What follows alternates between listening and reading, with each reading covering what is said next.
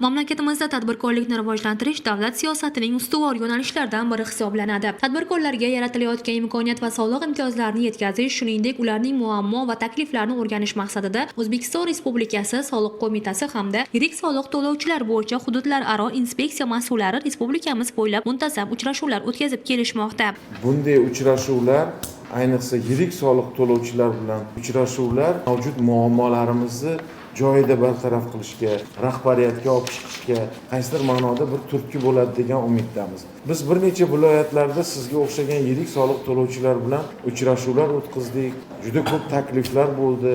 Deyarli viloyatlarni muammolari bir xil. Juda bir katta masalalar emas, lekin muammo bor.